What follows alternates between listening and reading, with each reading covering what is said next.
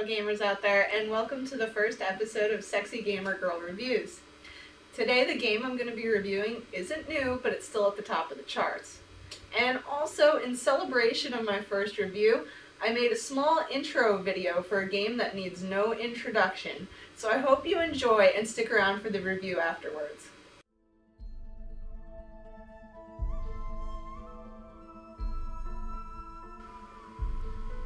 Why is he doing that?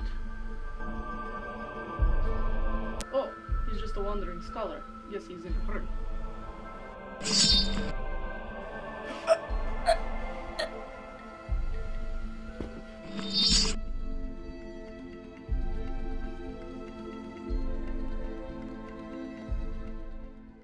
Alright, I hope you guys enjoyed the video. I had a lot of fun making it. As you know, I'm reviewing Assassin's Creed, and I'm going to be reviewing all of my games on a 5-point system. But I can't start any review without my fancy bulleted list. Number 1 is graphics. I'm going to be seeing how good the game graphics actually are and how smooth and fluid they actually run. 2 is going to be music and sound effects. Are they playing the same song over and over in the background, or is it something different, something subtle, something loud? Are the sound effects realistic sounding, or does it sound like someone recorded them in the garage? 3 is going to be the story and gameplay. Does it have a good plot line? Is the gameplay functional? Does it seem realistic? 4 is going to be combat, and if there's any puzzles in the game, like if it's strategy. 5 is going to be addictiveness. So, do you keep coming back for more, or is it a game you want to shut off and never pick up again? Okay, graphics. From the very first moment you start up the game and you see that intro movie, your hopes and expectations for this game are set extremely high. I can honestly say there's little to no disappointments. The transition between environments and entering and exiting buildings is practically seamless. The only time you'll really encounter a loading screen is when you enter and exit the Animus. Every motion, every movement, every action Altair makes is smooth and natural. NPC movements and actions aren't nearly as smooth or complicated. However, the sheer number of them and their unique actions and reactions more than make up for the slight awkwardness. The scenery surrounding Altair in his many adventures is beautiful. Breathtaking panoramic and aerial sweeps from atop city towers really bring the enormity of the environments to life. The natural way the lighting creates shadows, or blinding bright rays of light streaming through the clouds and dusty rooms, truly gives the illusion of depth and reality. On a scale of 1 to 10, graphics gets a big, fat 9. 2. Music and sound effects. There isn't so much music in this game as there is ambient background sound. It's nothing too constant, more like white noise that fades into the story, only becoming noticeable at pivotal moments in the game.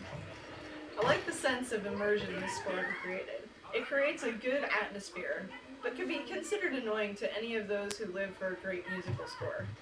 The sound effects are great. The screaming, the sounds of blades clashing, and the fall of footsteps on stone or other textures all seem natural and smooth. On other reviews, I have heard many complaints about Altair's voice sounding American, and also about slang words and incorrect dialogue. However, if you play through the game long enough, this issue is actually addressed. In one of the modern scenes where you interact with the female scientist, Altair, in the modern times also known as Desmond, asks this very question. She explains it to him as the Animus translating the events into a language and words he can understand. Don't forget, Desmond is reliving the experiences of Altair, and really would have no clue about the language or proper grammar of the time.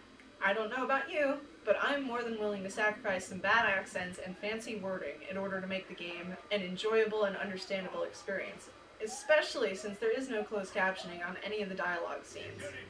On a scale of 1 to 10, audio gets another fat 9. Immersion value for the win. 3. Gameplay and story. The gameplay in general, I have to admit, is truly amazing. The environment is completely interactive, although it doesn't appear it would be. Controls are relatively simple and easy to remember. As for the storyline, it's a bit deceiving after you finish the opening movie and press start. You find out this game really takes place in a modern-time laboratory where you've been kidnapped and forced into a machine called the Animus. The Animus can force Desmond through his DNA to relive his ancestors' memory.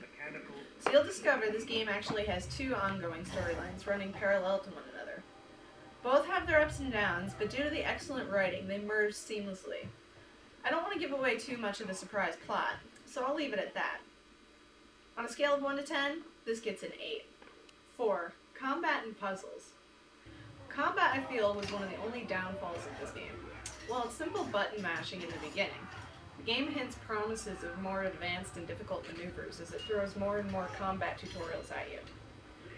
Well, it does progress, but only in the manner that you have to be patient and wait for the correct moment to mash your buttons. Only one enemy ever attacks you at a time, which can get very frustrating when you've really messed up and attracted 20 guards.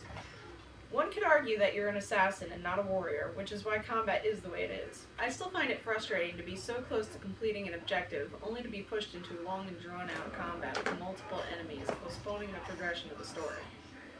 You can always run away and hide, making the guards lose their interest in you. However, running away usually means you wind up a long way from your current objective, which also is quite annoying. There are also some hidden side quests and objectives/puzzles in the game, like rescuing citizens from corrupt city guards, finding all the viewpoints in a city, and collecting hundreds and hundreds and hundreds of different country flags. Your reward for these quests is unlocking a memory. Yeah, I never really bothered with the flags, and the citizens got really annoying after a while. You'd think they would learn to steer clear of the city guard, but I did enjoy finding the viewpoints. They were always a nice welcome change of scenery. On a scale of 1 to 10, combat and puzzles sinks down to a 5. Addictiveness.